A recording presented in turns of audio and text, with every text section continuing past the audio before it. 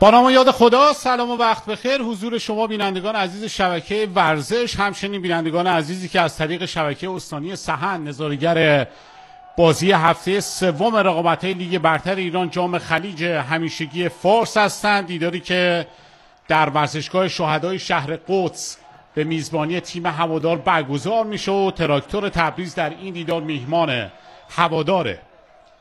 مثل رفسنجان آلومینیوم عراق به مسافه هم رفتن. این فرصت برای بازیکنان تراکتور، اونجا سراسیمگی مدافعان و در نهایت آرشا شکوریه که توپ رو در آغوش میکشه. اضافه میشن و سمت چپ زمین ریکاردو آلوز روی پای چپ ارسال کاتا به روی دروازه. فرصت برای بازیکنان تراکتور. صحنه قبلی که سانتر انجام دادن به تیر دورتر، در نبرد هوایی نتونستن ضربه سر نهایی رو بزنن بازیکنان تراکتور. هوادار گوشه محوطه جریمه، توپی که برگشت داده میشه یه سانتر بلند به روی دروازه، توپی که از روی سر همه عبور کرده. بیرانوند هم از محوطه جریمه داره یه کار پرخطر رو انجام میده، تعادلش هم از دست داد. داور خطا رو به روی بیرانوند اعلام میکنه. همکاریش با ریکاردو آلوز، عقب‌تر برای خود مهدی ترابی. با پای چپ یه ارسال تندوتیز به روی دروازه و به پرواز در میاد. آرشا شکوری و توپ رو روی هوا جمع میکنه.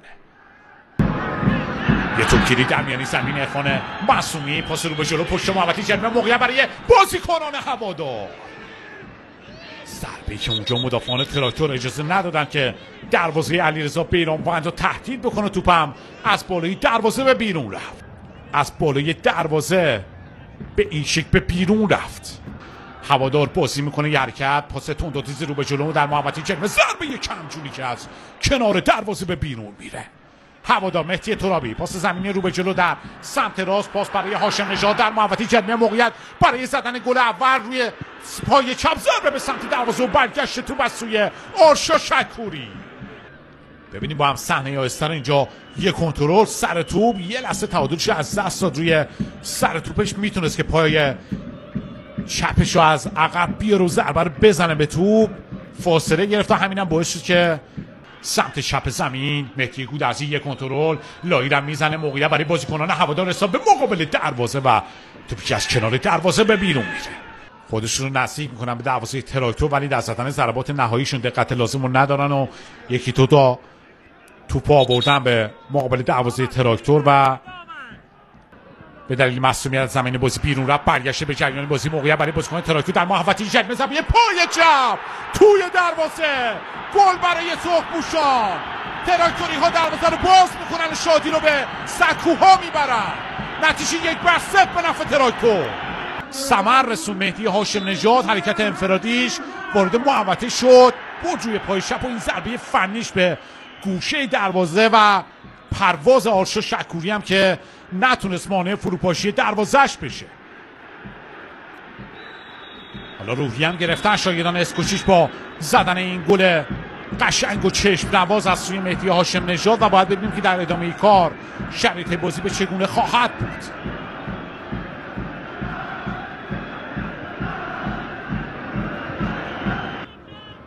محوطه جریمه موقعیت دارن بازیکن هوادار برای زدن گل تساوی. کماکان مالک توپ هستن، ضربه به سمت چارچوب که با اختلاف از کنار دروازه به بیرون میره. ترابی بازی تک ضربه ارسال بلند پشت سر مدافع، نفوذ محمد نادری اگر به توپ برسه اونجا به توپ هم ضربه میزنه محمد نادری. موقعیت برای بازیکنان تراکتور و ضربه‌ای که از کنار دروازه به بیرون رفت، خروج ناموفقه. توپ نفع تراکتور به بیرون رفت و کورنر برای این تیم از سمت راست دروازه هوادار به دست اومده. ببینیم با هم در صحنه آهسته اینجا با سرعت دارن و پرتعداد نزدیک میشن به دروازه هوادار. پاس تو در بین مدافعان، موقعیت برای بازیکنان تراکتور برای زدن گل دوم. هرچند که به نظر آفساید هم میومد حرکت مهدی هاشم نژاد. مالکیت رو برمیگردونه، پاس رو به جلوی مهدی ترابی، موقعیت برای بازیکن تراکتور در محوطه جریمه، یه ارسال پشت محوطه، موقعیت برای زدن گل دوم. ریکاردو آلوز چه موقعیت ایدئالی رو برای گلزنی از دست داد توی این صحنه. 31 ساله و پرتغالی تراکتوری ها اینجا این کنترل، ضربه پای چپ، توپی که مهدی گودرزی با پای چپ مستقیم به سمت چارچوب ضربه رو میزنه و توپ با اختلاف کم از کنار دروازه به بیرون میره. هاشم نژاد برد به سمت راست، موقعیت برای ارسال هم هست به روی دروازه. این ضربه سر خطرناک از کنار دروازه هوادار. حرکت خوب دانیال اسماعیلی فر، ارسال نرمش به تیر یک و قطع توپی که انجام داد حسین زاده و ضربه نهاییش که از کنار دروازه به بیرون میره. محوطه جریمه حریف سمت چپ زمین، ترابی کوتاه در محوطه جریمه، موقعیت برای زدن گل دوم. بردن بازی به کانال‌های میانی زمین، ترابی پشت محوطه جریمه ارسال با پای چپ درون محوطه، موقعیت برای زدن گل دوم و این ضربه که برگشت داده میشه در برگشت دروازه باز میشه. نتیجه 2-0 نفع تراکتور میشه. فنی ترابی، کنترل از سوی حسین زاده، توپ برگشتی افتاد جلوی پای تومیسلاو استراکال. ضربه اولش با برخورد به مدافعان برگشت داده شد ولی سماجتش باعث شد که بتونه گل دوم رو به ثمر برسونه و دروازه هوادار رو برای بار دوم به این شکلی که دیدیم باز بکنه و توپ رو به تاق دروازه بچسبونه. از بین 3 مدافع حرکت بولدوزروار تومیسلاو استراکال، حاصلش یک گل برای تراکتور بود. سمت چپ دروازه تراکتور با پای چپ ارسال بلندش به تیر دورتر، موقعیت برای بازیکنان هوادار. این ضربه بغل پای راست که از کنار دروازه به بیرون رفت. دانیال اسماعیلی فر اونجا کوتاه کار میکنه با هاشم نژاد، پاس کوتاه در محوطه جریمه، موقعیت برای زدن گل سوم.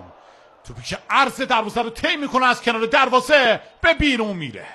سمت راست زمین بازیکن تراکتور پاس رو به جلو در محوطه جریمه، موقعیت برای زدن گل سوم توی دروازه باز میشه. گل سوم برای تراکتور.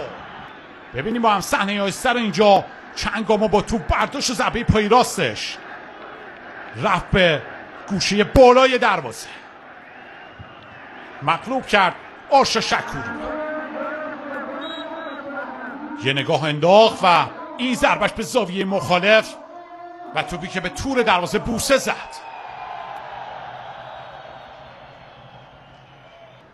سپردن تو به ریکاردو آلوس، پاس تو در بین مدافعان، موقعیت برای زدن گل چهارم. پشت به دروازه بود، تومیسلاو استراکال چرخید و ضربه پای چپش با کمترین اختلاف ممکن از کنار دروازه به بیرون رفت. قشنگ و چشم نواز داره بازی میکنه تیم دراگان اسکوچیچ. تعویضای 4 و 5 خودش هم میخواد انجام بده هوادار. تراکتوری ها در این لحظات پشت محوطه جریمه 1 و 2 ترابی روی پای چپ میخواد که ضربه رو بزنه. یه لحظه کم آورد در برگشت، به کمکش میره نادری حساب تیر دورتر. گل چهارم، یه گل قشنگ و دیدنی دیگه از بازیکنان تراکتور. نتیجه رو 4-0 میکنه به نفع تیم میهمان. به توپ ضربه زد امین حسین زاده و توپ رو به تور دروازه هوادار چسبوند.